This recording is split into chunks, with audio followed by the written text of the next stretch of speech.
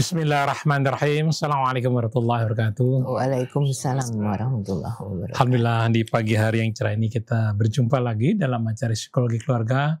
Kami sekarang sedang berada di Studio 3 Rasil. Alhamdulillah di studio baru nih, masih wangi ya. Oke, alhamdulillah satu sen juga sudah ada di sini. Ustadz Abu Bakar sudah ada juga, dan Mbak Haja Nur Runing. Di sini juga ada Kang Angga, Kang Rizal, Gustaf. Halo Gustaf, Masya Allah. Dia orang yang kalau nggak kerja nggak enak, ingin selalu bekerja ya. Juga ada Atef Setiabudi dan Algi. Ada 3 kasus yang masuk. Pertama adalah tentang ibu yang gelisah karena pengaruh medsos yang sedemikian rupa. Jadi bagaimana cara menyikapinya. Kemudian yang kedua nih ada kasusnya masalah udah lama kawin tapi belum punya anak. Yang satu menyarankan suami punya anak aja, kawin lalu nanti punya anak, anaknya diambil, lalu dicerai. Nah, satu lagi mengizinkan suaminya untuk nikah lagi, tapi lalu gelisah, apa saya sanggup menghadapinya ketika nanti suaminya itu punya istri lain. Kira-kira nanti akan disampaikan detailnya oleh Mbak Haja Nur Noning. Assalamualaikum satu sen, Abu Bakar Baraja, Mbak Noning. Baik, kita mulai acara ini kan membaca Al-Fatihah. أعوذ بالله من الشيطان الرجيم بسم الله الرحمن الرحيم الحمد لله رب العالمين الرحمن الرحيم مالك يوم الدين إياك نعبد وإياك نستعين اهدنا الصراط المستقيم صراط الذين أنعمت عليهم غير المغضوب عليهم ولا الضالين.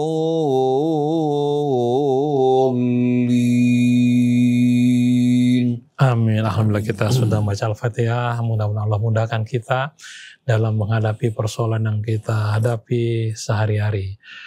Pokoknya patokannya adalah Al-Quran. Quran ada bisa menyelesaikan semua masalah. Itu Allah yang berikan. Baik, Mbak Nuning bisa dibacakan kasusnya seperti apa? Ada 3 kasus ya? Iya Mas Krisna. Assalamualaikum Ustadz dan Waalaikumsalam. yang bersama-sama Psikologi Keluarga pada pagi ini. Yang pertama, Assalamualaikum Ustadz Hussein, Ustadz Abu Bakar. Kehidupan saat ini terasa akan lebih berbahaya, apalagi dengan berbagai informasi yang begitu deras seperti TikTok, Instagram, dan juga YouTube. Masalah yang saya alami nih Ustadz, saya itu keranjingan dengan itu semua. Saya nggak mau, saya mau hilangkan, tapi bagaimana? Tolong Ustadz. Oke, itu yang pertama. Kemudian kasus yang kedua dan ketiga ini sama, meskipun buntutnya lain ya. Yang pertama ini dari kasus yang sama, kami sudah menikah 13 tahun tapi belum dikaruniai anak. Kami menginginkan anak tapi belum bisa. Apakah dengan kami mencari orang lain untuk dinikahi, kemudian dapat anak, lalu diceraikan? Boleh gak sih? Astaga. Itu yang pertama dari kasus yang hampir sama ini. Yang satunya adalah saya sudah menikah, saya seorang istri Ustadz, 10 tahun menikah tapi belum dikaruniai anak. Suami saya baik, menjaga perasaan saya selalu minta izin nih untuk menikah lagi. Secara spontan saya pun mengiyakan Ustadz. Tapi terus terang setelah itu saya gak berhenti dari gelisah. Saya sepertinya gak rela Ustadz. Saya ngebayangin tuh pas malam pertamanya suami saya punya anak, istri barunya bersama istri barunya bahagia. Bagaimana saya menyikapinya? Saya kok jadi gelisah seperti ini Ustadz? Terima kasih. Iya. أعوذ بالله من الشيطان الرجيم بسم الله الرحمن الرحيم الحمد لله رب العالمين حمدا كثيرا طيبا مباركا فيه كما يحب ربنا ويرضى اللهم صل وسلم وبارك على عبدك ورسولك سيدنا ونبينا محمد وآله الطيبين وصحابته الغر الميامين والسائرين على نهجه إلى يوم الدين. السلام عليك يا رسول الله. السلام علينا وعلى عباد الله الصالحين. والسلام عليكم أيها الإخوة المؤمنون والأخوات المؤمنات ورحمة الله وبركاته. Ikhwan akhwat yang dirahmati Allah, pagi hari ini alhamdulillah kita ditemani Ustadz Abu Bakar Baraja, Ibu Hajjah Nur, Ustadz Muhammad Krisna, Atif Setiabudi, Gustavo, ada juga Kang Rizal kita, Mas Angga, seluruh ikhwan akhwat para pencinta radio TV Silaturahmi yang dirahmati Allah Subhanahu wa Ta'ala. Semoga sebagaimana kita berkumpul dalam suasana yang penuh dengan rahmat, Allah sempurnakan rahmat dan cahayanya bagi kita di hari kemudian nanti. Dikumpulkan bersama Nabi kita Muhammad sallallahu alaihi wasallam, keluarga dan para sahabatnya. Kita hidup dalam kehidupan dunia ini. Banyak cobaan-cobaan yang kita hadapi yang tidak kita sukai. Tapi di balik semua ini, apabila kita bisa bersabar menerima dengan tulus ikhlas, Allah Subhanahu wa Ta'ala akan gantikan dengan ganti yang lebih baik dan lebih mulia. Sebaliknya terkadang kita terpaku pada apa-apa yang kita cintai. Kita merasa kebahagiaan kita di saat kita dapat meraih dan memilikinya. Akal kita pada saat tersebut dalam keadaan tumpul karena kecintaan dan perasaan begitu menguasai hati kita. Ternyata di balik semua yang kita sukai ini terdapat mara bahaya dan akibat-akibat yang buruk. Kita bagikan orang yang berlayar menggunakan kapal layar. Terkadang angin bertiup berlawanan dengan apa? Dengan tujuan dari kapal tersebut. Sebagaimana pepatah Arab mengatakan, laisa kullu ma yatamanna al-mar'u yudrikuhu wa qad ta'ti bima la tashtahi sufun. Tidak semua yang diangan-angankan seseorang bisa digapai dan dicapai. Terkadang angin bertiup berlawanan dengan tujuan dari perahu. Inilah kehidupan dunia. Berbeda dengan kehidupan akhirat. Orang yang dalam kehidupan dunia bersyukur kepada Allah dengan nikmatnya, bersabar menghadapi cobaannya dengan tulus ikhlas, di hari akhirat dia bukan hanya akan mendapatkan yang diinginkan, dicita-citakan, bahkan yang tak terbayang dalam benaknya, yang tak pernah terlihat oleh pandangannya, terdengar oleh telinganya, dia akan dapatkan dari Allah yang akan membuat hidupnya penuh dengan kebahagiaan. Cobaan dunia singkat, kesenangannya juga terbatas. Begitu pula deritanya pun juga tidak selama-lamanya. Tapi kehidupan akhirat berbeda. Kebahagiaannya kekal dan abadi. Deritanya juga kekal dan abadi. Oleh karena itu, kita sebagai seorang muslim yang berserah diri kepada Allah, beriman kepada janji Allah, hendaknya kita selalu menyesuaikan diri kita dengan keridhaan Allah.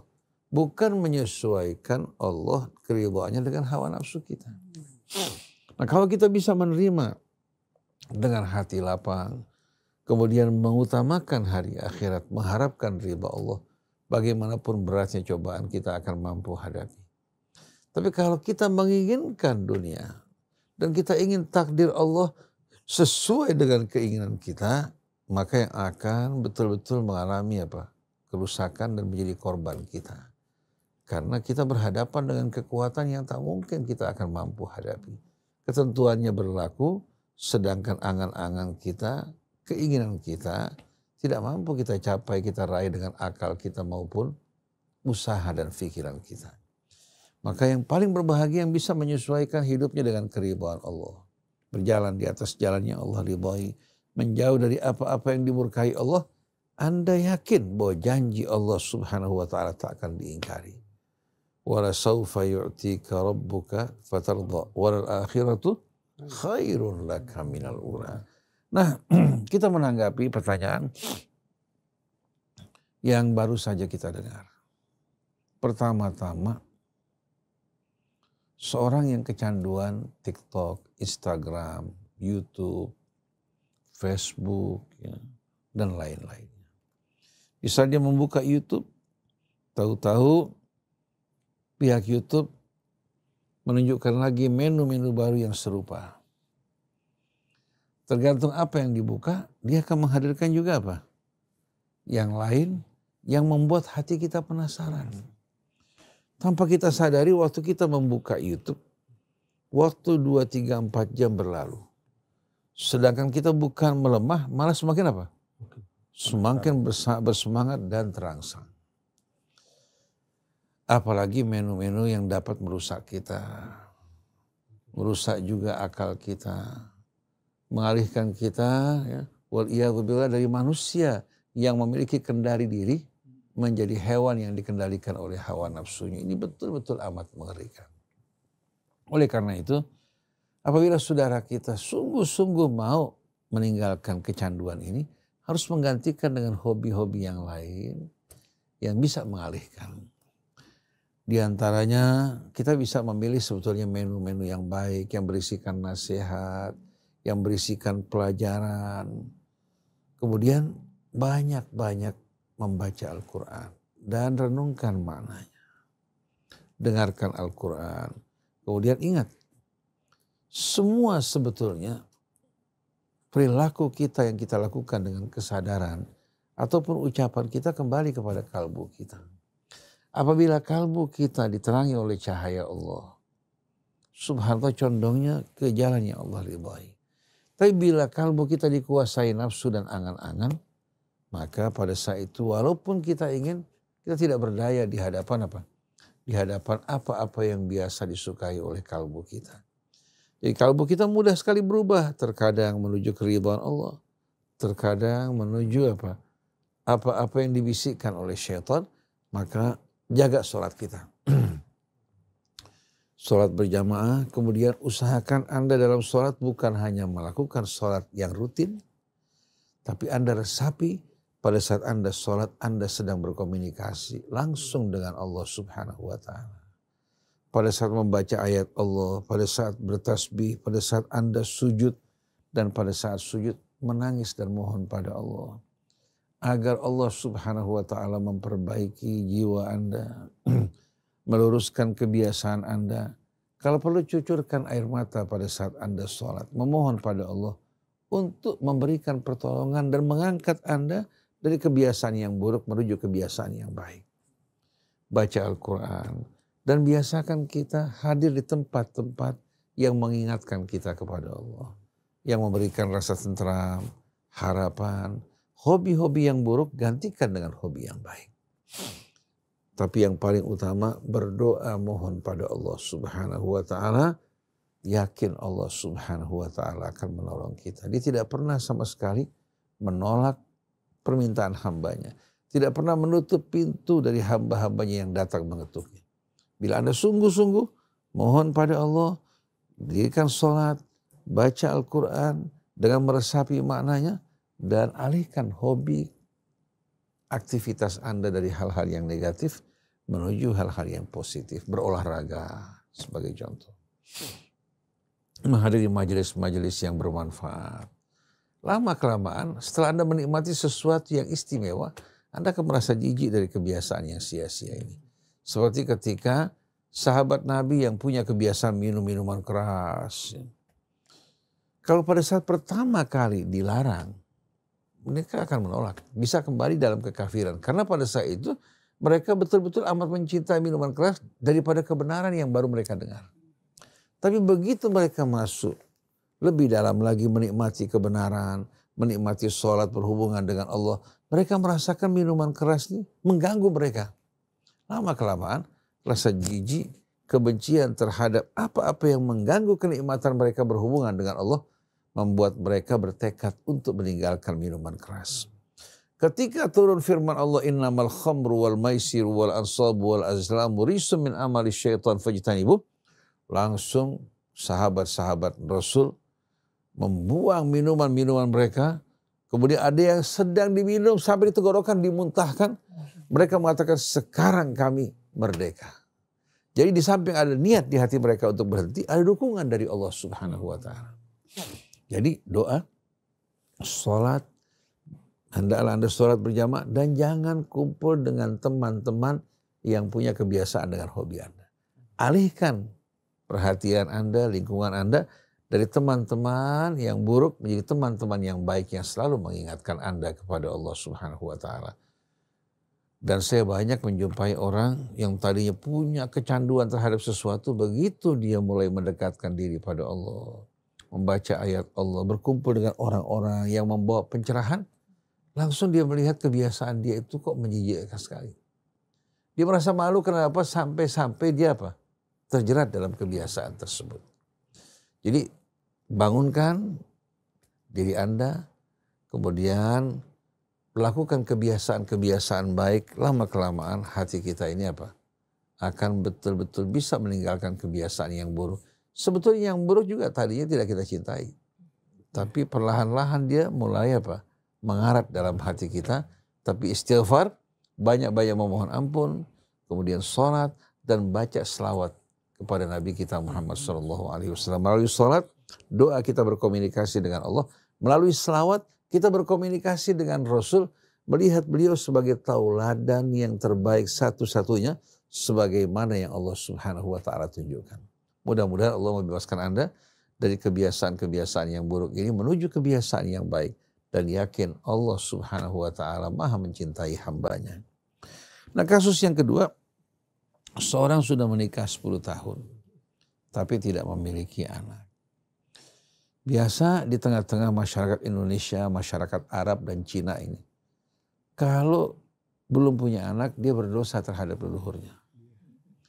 Bahkan kalau sudah dapat anak perempuan, ya, dia masih belum betul-betul belum betul-betul membuat leluhurnya merasa senang. Karena keturunan dari anak laki-laki. Padahal kita harus tahu bahwa keturunan dari anak perempuan, kemenakan dari anak perempuan sama merupakan bahagian dari kita. Dalam sebuah hadis di Sahih Bukhari, ibnu ukhtil qaumi minhum. Anak dari saudari mereka itu bahagian dari mereka. Jangan dianggap hanya jalur laki-laki yang menurunkan. Rasulullah SAW ketika anak-anaknya satu persatu meninggal dunia, yang tersisa hanya wanita. Dari Fatimah lahir cucu-cucu Nabi kita Muhammad SAW. Kita lihat, padahal Allah bisa memanjangkan umur Ibrahim, Qasim, dan lain sebagainya. Tapi sengaja Allah mengambil anak laki-lakinya untuk memuliakan kaum wanita, agar bangsa Arab jahiliyah tahu bahwa wanita tidak kalah dengan pria. Justru yang menjadi pembela Nabi kita, Sayyidah Khadijah, yang mengorbankan segala-galanya wanita. Tidak kalah perjuangannya dengan sahabat-sahabat dari kalangan laki-laki. Putri beliau Fatimah yang selalu mendampingi Rasul. Istri-istri Nabi yang lain juga merupakan teman-teman setia Nabi kita Muhammad SAW. Cuma tradisi budaya jahiliyah ini memandang remeh perempuan. Begitu juga dalam tradisi orang-orang Cina juga menganggap keturunan dari laki-laki. Percis seperti syair jahili, dalam satu bait mereka mengatakan, banuna banu abnaina, wa banatuna banuhunna abnaur rijalil abaidi. Anak kita itu keturunan kita dari anak laki-laki kita. Adapun anak-anak perempuan kita, anak-anak mereka anak orang lain. Itu sebuah bait dari syair jahili yang bukan berasal dari Islam dan tidak bernafaskan Islam. Jadi jangan kita memandang remeh wanita, ya, dan kita menganggap cucu dari anak wanita cucu samping. Cucu samping. Itu kesalahan besar. Oleh karena itu Imam Ali ketika Sayyidah Fatimah meninggal dunia, dia ingin menikah. Carikan buat saya wanita yang lahir dari asal usul yang mulia. Bukan yang kaya, yang mulia. Yang dermawan, yang pemberani, yang menjaga kebersihan hidupnya. Akhirnya dapat Ummul Bani. Dari anak-anaknya lahir Abu Bakar, Umar, Uthman. Jadi kita lihat Imam Ali punya anak Abu Bakar, Umar, Uthman. Kalau dia benci pada mereka, nggak mungkin dia punya anak-anak dan diberikan nama orang-orang yang dia benci. Tapi menunjukkan bagaimana kecintaan mereka satu dengan lain. Kemudian dari Bani Hanifah lahir Muhammad al-Hanafiyah yang menjadi pemberani pejuang. Jadi kalau kita perhatikan bersama-sama, perempuan itu berpengaruh besar terhadap keturunan kita. Sampai pepatah Arab mengatakan istansib bil khali ya'tikal walad. Kalau kamu ingin keturunan, lihat saudara ibunya. Lihat saudara ibunya. Nah, kembali kepada persoalan ibu kita tadi. Tidak punya anak 10 tahun.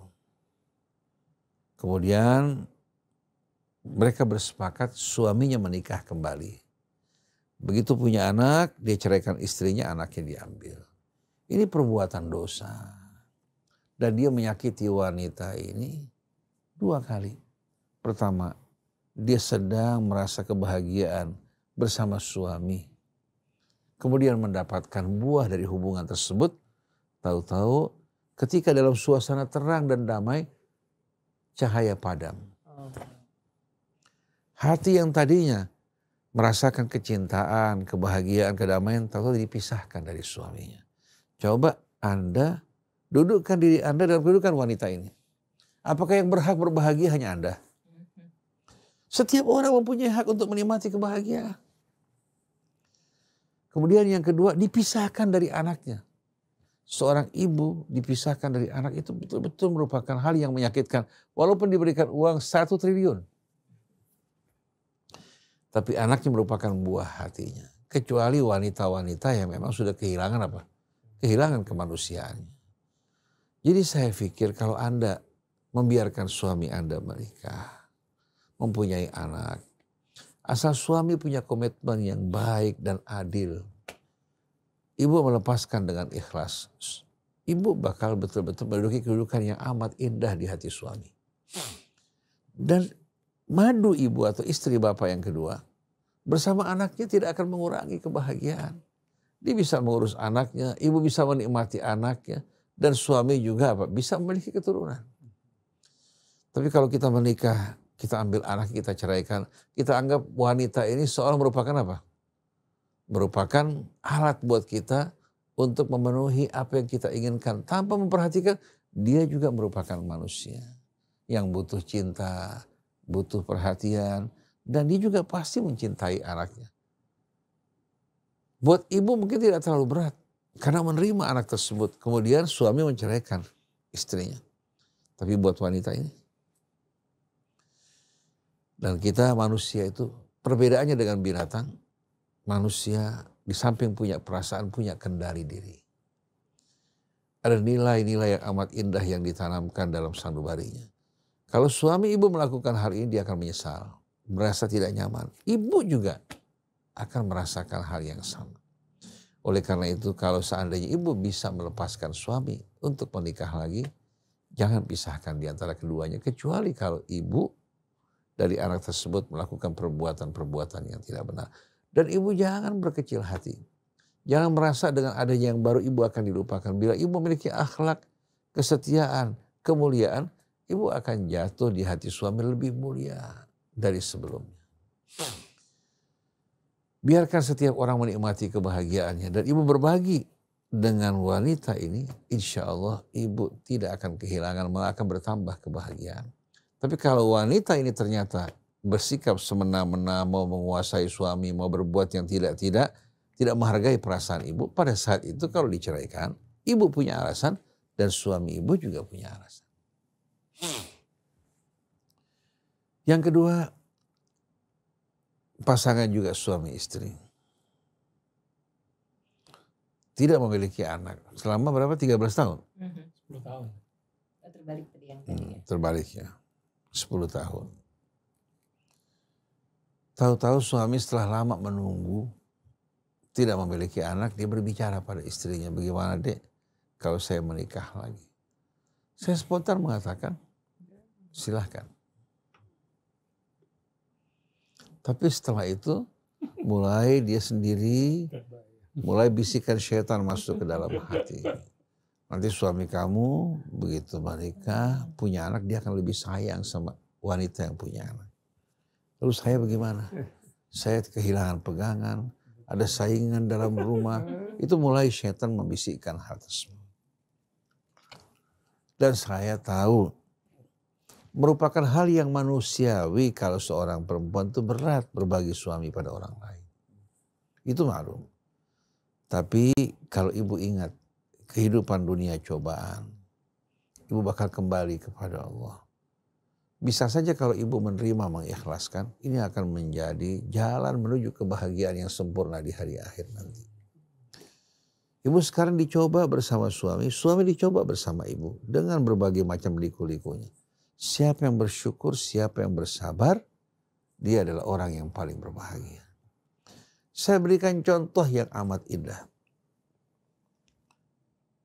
Ibrahim alaihissalatu wassalam. Dia didampingi oleh seorang wanita yang salihah, mulia, dan betul-betul menggambarkan seorang wanita yang layak untuk mendapatkan penghormatan dari kita semuanya. Ibrahim setelah lanjut usia bersama istrinya Sayyidah Sarah, dan kata Sarah dalam bahasa Arab yang memberikan kebahagiaan, yang memberikan hiburan. Diambil dari kata sarra yasurru. Lanjut usia, Sarah tidak melahirkan anak buat Ibrahim. Akhirnya Sarah kebetulan memiliki jariyah yang dihadiahkan oleh penguasa Mesir. Dia katakan pada suaminya, bahwa ini jariyah ya, menjadi pasangan kamu. Mudah-mudahan dia mendapatkan anak bagi kamu. Ibrahim menggauli wanita ini setelah menikahinya. Allah kasih baru menikah berapa saat, tanda-tanda kehamilan muncul. Tapi Sarah tidak jealous, tidak dengki pada wanita ini. Dia senang bahagia dengan suami yang berbahagia mendapatkan anak. Begitu anaknya lahir, Sarah ikut menyalini anak ini. Menyalini, mendampingi istri suaminya. Tanpa ada jealous. Tapi hatinya memohon pada Allah. Dia bisa memohon kepada Allah karunia-Nya tanpa mengharapkan kecelakaan bagi siapa? Bagi istrinya. Rupanya Allah belum selesai mencoba Ibrahim. Allah perintahkan Ibrahim untuk membawa istrinya yang kedua bersama anaknya Hajar untuk meninggalkan Yerusalem menuju ke satu tempat yang belum berhuni. Belum berhuni, tidak terdapat air, tidak terdapat tumbuh-tumbuhan. Di lembah ya, yang pada saat musim panas jangan ditanya bagaimana panasnya. Tahu-tahu Ibrahim sampai di tempat tersebut, Allah katakan, di sini ya, kamu tinggalkan istri bersama anak kamu. Kita lihat ya, bukan Sayyidah Sarah yang minta Ibrahim membawa istri anaknya. Tapi Allah perintahkan berdasarkan petunjuknya, ini tempat di mana kamu akan meninggalkan istri kamu. Tempat yang kemudian dibangun rumah Allah Subhanahu wa Ta'ala. Dan dari sana lahir cucu wanita ini yang bernama Muhammad Sallallahu Alaihi Wasallam yang menjadi rahmat bagi seluruh alamin. Beliau bukan hanya menghidupkan manusia yang tidak beradab, tapi menghidupkan juga tanah yang kering, kerontang dan gersang tersebut menjadi tanah yang paling ramai di dunia. Tanah di Mekah per meter, jangan ditanya berapa nilainya. Dan subhanallah buah-buahan dari berbagai macam penjuru dunia berdatangan ke sana. Sesuai dengan doa Ibrahim. Warzuqhum minas thamarati la'allahum yashkurun. Sampai buah-buahan di tempat asalnya sudah gak musim, di sana masih terdapat. Sampai jengkol. Satu hari saya kebetulan berputar di sekeliling Masjidil Haram. Pada saat itu masih dalam kondisi apa? Masih dalam kondisi Mekah, masih dalam kondisi kotor, jembatan-jembatan juga masih besi. Subhanallah saya berjalan, saya jumpai ada wanita berkulit hitam yang menjual jengkol yang besar-besar. Saya bilang kalah jengkol di Indonesia. Delima yang luar biasa, apel, jeruk-jeruknya. Berbagai macam makanan dari penjuru dunia berdatang ke tempat tersebut. Doa Ibrahim. Wanita ini ketika ditinggalkan oleh Ibrahim, dia bertanya, apakah Allah yang perintahkan kamu? Dijawab oleh Ibrahim, na'am Allahu amarani. Wanita ini sedikit pun tidak curiga pada apa? Pada istri pertama atau madunya. Kalau gitu Allah tidak akan menyia-nyiakan kita. Ibrahim pergi meninggalkan mereka, wanita ini sedikit pun tidak putus asa. Dia bersayat berusaha di antara Safa dan Marwah. Selesai dia berusaha, menghabisi semua kemampuannya, dia beristirahat di tempat yang sekarang menjadi bir Zam-Zam. Tahu-tahu datang Jibril, membawa kabar gembira, memancarkan air, hingga kini diminum oleh bermiliar-miliar manusia, semenjak ribuan tahun. Kemudian dengan sebab itu manusia berdatangan, dan dia menjadi pendiri kota suci Mekah. Seorang wanita menjadi pendiri kota suci Mekah bersama anaknya, karena keikhlasan ketabahannya. Subhanallah, ketika Ibrahim kembali ke Yerusalem setelah mengantarkan istri keduanya, datang malaikat menyampaikan kabar gembira bahwa kamu akan mendapatkan seorang anak. Istrinya keluar dari dalam sambil menampar pipinya, mengatakan, ajuzun aki, masa nenek-nenek yang sudah mandul akan dapat seorang anak? Ternyata apa? Itulah kehendak Tuhan. Sarah dengan sabar digantikan dengan anak juga yang menjadi seorang nabi. Dan dari nabi ini lahir nabi-nabi yang jumlahnya ribuan. Ishak melahirkan Yakub, melahirkan Yusuf, kemudian nabi-nabi Bani Israel. Istri yang tua ikhlas. Istri yang kedua bersabar menghadapi cobaan. Dua-duanya menjadi pendiri dua kota suci yang melahirkan nabi-nabi yang mulia. Jadi seandainya ibu bisa menerima dengan ikhlas, jadikan Sayyidah Sarah sebagai contoh. Jangan jadikan gaya hidup sekarang ini. Atau wanita-wanita yang hanya mementingkan diri sendiri. Kalau ibu bersabar menerima, ibu tidak perlu khawatir. Insya Allah ibu di hati suami akan berada pada kedudukan yang pertama. Dan jangan kita terlalu terpaku terhadap kehidupan dunia. Akhirnya kita sering merasa sedih, berputus asa. Ibu jangan lihat suami segala-galanya, tapi lihat Allah segala-galanya. Harapan tempat ibu mengeluh, tempat ibu mengadu, tempat ibu berharap. Jadi kalau seandainya suami mengecewakan ibu, Allah tidak akan pernah mengecewakan ibu. Tapi kalau harapan ibu suami lupa kepada Allah, di saat suami mengecewakan ibu, ibu akan berputus asa. Bukan berarti saya di sini membela ego kaum laki-laki, tapi ibu berdua menghadapi kondisi di mana kalau berpisah akan lebih buruk. Belum tentu ibu akan mendapatkan suami sebaik suami ibu yang ada pada saat ini. Jadi kalau ibu bisa bersabar, menerima, mendekatkan diri pada Allah, Allah tidak akan pernah tinggalkan ibu. Dengan syarat ibu jadikan Allah sebagai harapan. Kepadanya ibu berserah diri. Mohon Allah gantikan ibu dengan yang lebih baik. Bisa saja begitu madu ibu melahirkan, ibu ternyata mendapatkan juga seorang anak. Seperti Nabi Zakaria, seperti Nabi Ibrahim alaihissalatu wassalam. Tapi ingat, jangan kita terpaku oleh gaya hidup sekarang dan menjadikannya sebagai tolok ukur. Itu semua hanya merupakan gambaran dan bayang-bayang fata morgana yang kelihatan di luar menarik. Padahal hanya Allah tahu bagaimana kroposnya jiwa-jiwa mereka. Hanya yang bersama Allah yang hidup mereka tentram. Jadikan Sayyidah Sarah, jadikan Sayyidah Hajar, jadikan istri-istri Nabi sebagai tauladan bagi kita semuanya. Adapun dunia ini, semua yang memalingkan kita dari Allah Ta'ala adalah persetan yang mendekatkan kita kepada Allah. Dialah merupakan sahabat kita, teman kita, dan kendaraan kita juga, yang merupakan sebaik-baiknya kendaraan menuju Allah Subhanahu wa Ta'ala. Wallahu a'lam. Nah, jadi yang harus kita genggam erat itu ikhlas. Tidak mudah, tapi dari contoh tadi, sungguh kita memang harus banyak belajar. Dan apa kata Ustadz Abu Bakar terkait dengan kasus ini? Mari kita simak. Ya. Bismillahirrahmanirrahim. Assalamualaikum warahmatullahi wabarakatuh. Waalaikumsalam warahmatullahi wabarakatuh. Alhamdulillah. Di studio 3 ini kita memulai berucap, berkata sesuatu yang baik, yang indah, yang menyenangkan, yang bisa menjadikan sesuatu yang bahagia. Keindahan itu Satu hal yang diharapkan oleh setiap manusia. Setiap manusia menciptakan, menginginkan keindahan. Di mana? Di Studio 3 ini kita mendapatkan kata-kata yang menyenangkan.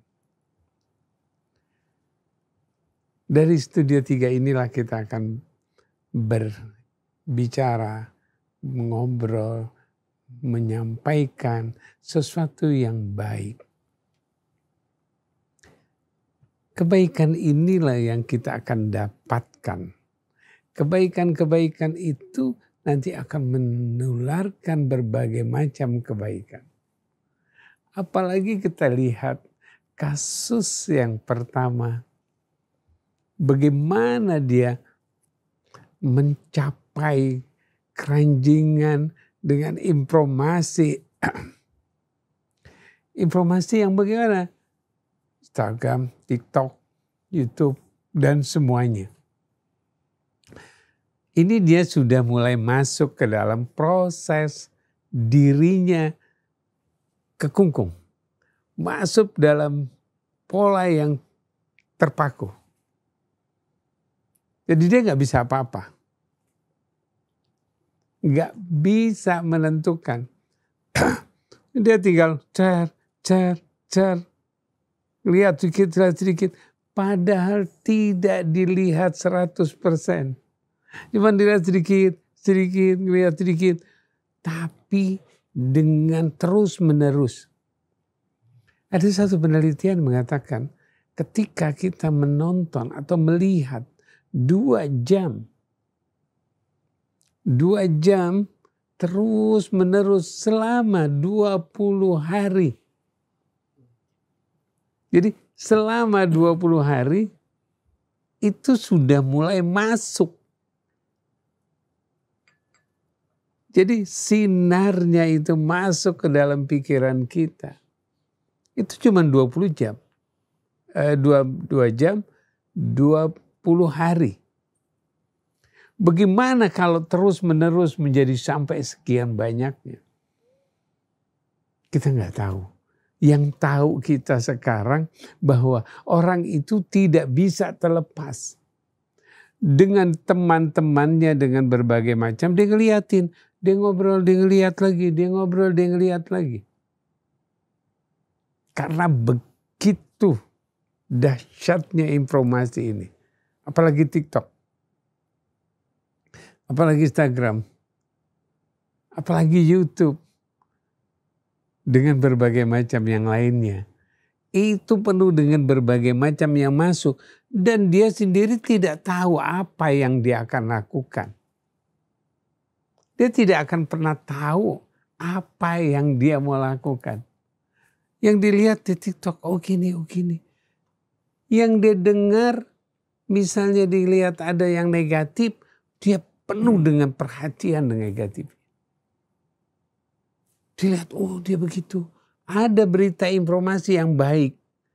Misalnya ada pengajian, ada perkataan. Dia lihat yang negatifnya. Karena apa? Karena berbagai macam yang negatif sudah masuk ke dalam pikirannya. Yang dia lihat negatifnya. Yang diambil negatifnya. Ketika negatif itu sudah masuk ke dalam pikirannya, maka dengan sendirinya dorongan-dorongan pikiran itu akan terus mencari yang negatif.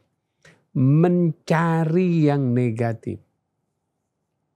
Oleh karena itu, sekarang kita sudah masuk ke dunia itu. Apa yang kita harus lepaskan?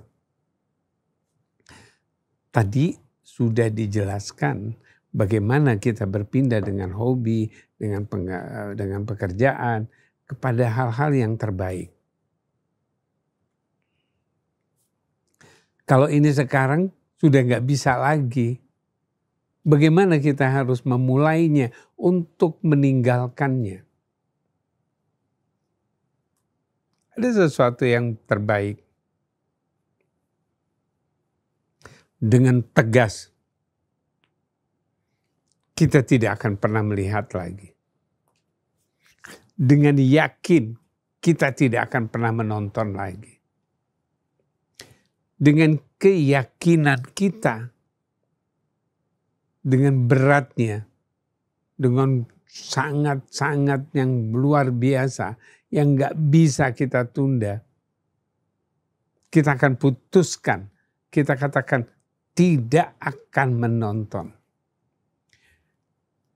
Karena kita yakin bahwa apa yang kita lakukan itu tidak benar. Apa yang kita kerjakan itu tidak enak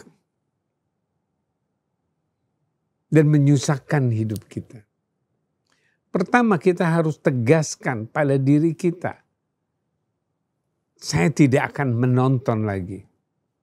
Walaupun berbagai macam pikiran kita mengatakan, duh nonton sebentar aja deh, mau nonton lagi, mau dikit lagi nih, oke cuma sebentar aja.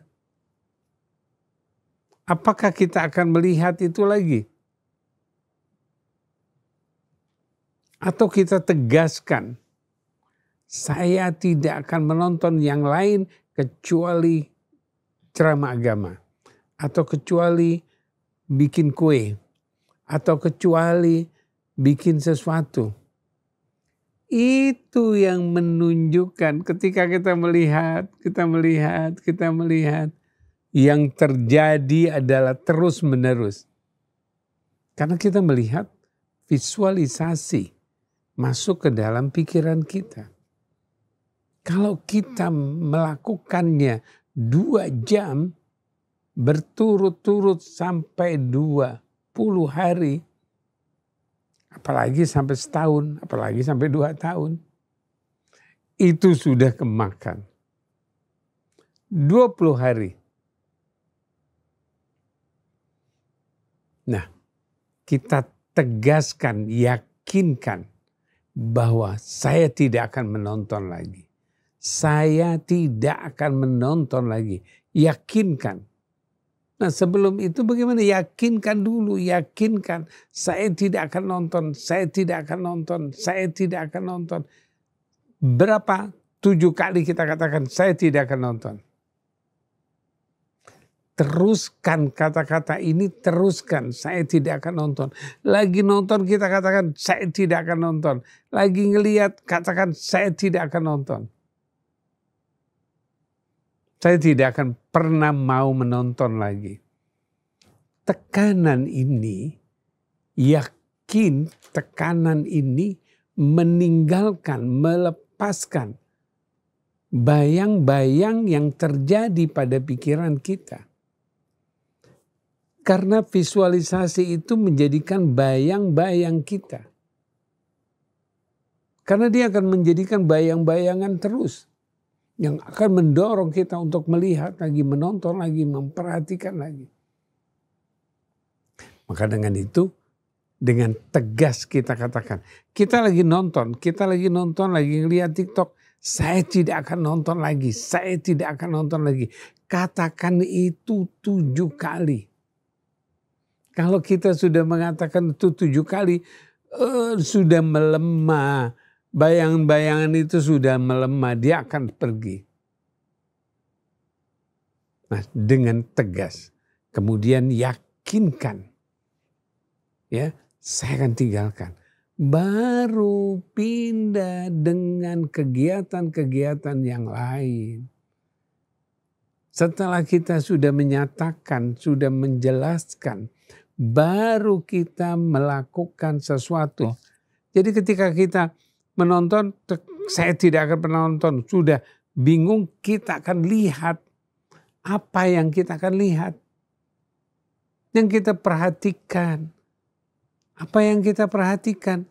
Sesuatu yang realita. Yang kita lihat, itu yang kita akan bicarakan. Kemudian kita pindah lagi kepada sesuatu bentuk yang lain. Kita perhatikan terus. Jadi yakinkan kita tidak akan nonton lagi. Setelah itu lakukan sesuatu realita. Kalau kita melakukan realita, maka akan terlepas bayangan-bayangan itu. Ya, bayangan-bayangan itu akan pergi meninggalkan diri kita. Dan dia akan jauh dari diri kita. Yakinkan bahwa saya tidak akan menonton, kemudian lihat, perhatikan sesuatu yang baik, yang menarik, yang realita. Ketika itu juga apapun yang kita lakukan menjadi kebaikan. Di situ nikmatnya. Insya Allah kita akan melakukan itu. Dan yang kedua, ada sesuatu yang unik, yang menarik. 2 dan 3 ini hampir sama. Ya, seorang suami istri tidak mempunyai anak. Yang 10 tahun dia mengatakan dia ingin menikah lagi. Dan yang 13 tahun dia mengatakan kalau nanti nikah saya akan ceraikan. Apakah mungkin? Apakah bisa? Itu perkataan. Itu suatu ungkapan, kata-kata yang dia sampaikan. Yang sebenarnya kita tidak tahu ketika dia menikah, punya anak, apakah dia siap untuk menceraikan. Kalau kita melihat kisahnya Nabi Ibrahim, Masya Allah. Tapi kita lihat permasalahan secara individu. Individu itu bagaimana seseorang menikah terus kemudian menceraikan. Gak bisa. Dia gak bisa langsung seperti itu. Menikah, cerai. Gak bisa mengatakan bisa. Kemudian yang satu lagi mengatakan, ya sudah kamu menikah deh. Dia bingung. Kalau dia menikah, nanti bagaimana? Dia berumah tangga, malam pertama, kedua, nanti punya anak bagaimana? Itu bayangan. Yang paling penting di sini adalah mengikhlaskan, memberikan kesempatan. Tidak ada lagi menceraikan, tidak akan ada lagi berpisah. Berikan kesempatan. Yakin, apakah anak perempuan, apa anak laki? Tidak perlu. Kalau dia yakin bahwa tidak punya anak pun, itu akan bahagia. Misalnya mengambil anak. Mengambil anak sama juga dengan punya anak. Tapi kan tidak dari darah daging kita. Ya, kita mengambil anak. Nanti anak itu menjadi besar. Di sini kita perhatikan bahwa mengangkat anak tersebut bukan satu hal yang remeh. Bisa juga dengan mengambil anak, mengangkat anak, dan memiaranya. Sama juga kita punya anak. Kenapa kita harus paksakan diri kita untuk punya anak? Kalau kita nggak punya anak, ya kita punya angkat. Ada anak yang tidak bisa dibutuhkan, kita ambil. Itu yang paling penting. Dan bagaimana selanjutnya?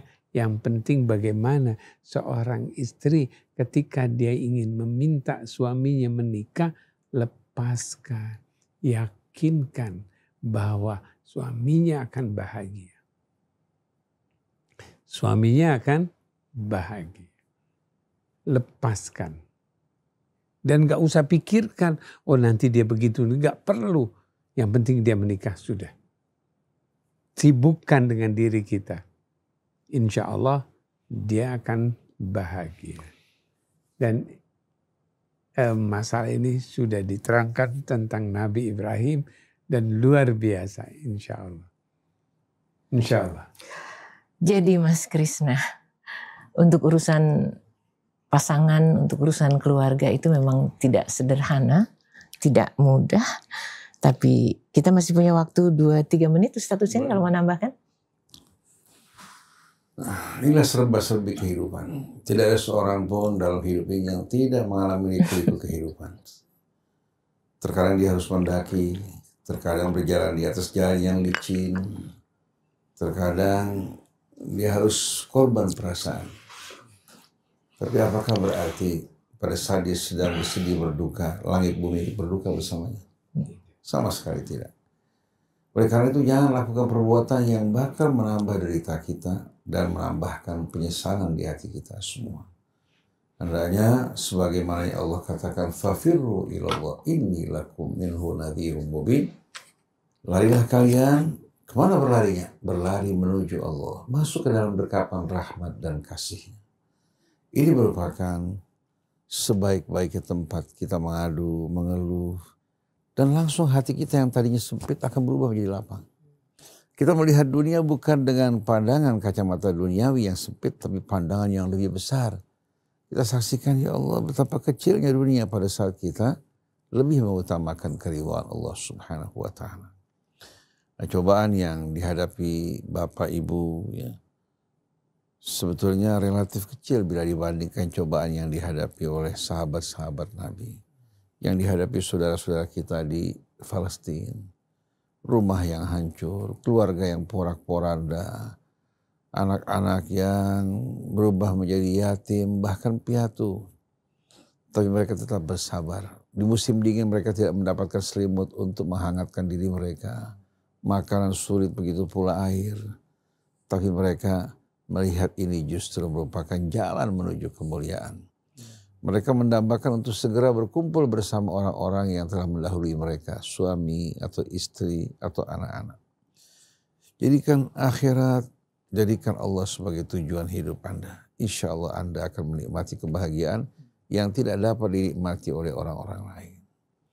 Dan kita lihat ya, bagaimana sepanjang perjalanan hidup manusia ini, berapa banyak orang-orang yang gagal menghadapi ujian. Mereka bukan hanya kehilangan dunia mereka, tapi juga kehilangan akhirat mereka. Jadi kepada ibu, kepada bapak, begitu pula kepada yang sedang menghadapi cobaan di hadapan godaan TikTok, YouTube, Facebook, Instagram, begitu Anda melihat kenikmatan dan wawasan yang lebih besar, Anda akan merasakan bahwa apa yang selama ini Anda lakukan kecil, rendah dan hina. Nah, sebelum kita menyesal, mari bersama-sama kita kembali kepada Allah. Apalagi dengan memasuki bulan Ramadan, insya Allah Allah Subhanahu wa Ta'ala berikan kesempatan untuk menjalankan ibadah siam dengan penuh adab, penuh akhlak di hadapan Allah Subhanahu wa Ta'ala. Allah membantu kita untuk menjaga kesempurnaan puasa kita di bulan Ramadan, bersihkan hati kita, memperbaiki akhlak kita, berbakti kepada ayah ibu kita, berbuat kebaikan kepada sesama. Pada saat Allah memanggil kita, mudah-mudahan Allah ampuni semua dosa kita dan tutup hidup kita dalam keadaan husnul khatimah. Ini kebahagiaan yang sejati. Subhanakallahumma wa bihamdik, asyhadu an la ilaha illa anta, astaghfiruka wa atubu ilaik, wa'afu minkum. Wassalamualaikum warahmatullahi wabarakatuh. Alhamdulillah, terima kasih Ustaz Husain, Ustaz Abu Bakar Baraja atas nasihatnya. Yang penting bahwa saya tidak mau menonton TikTok dan lain-lain itu ya.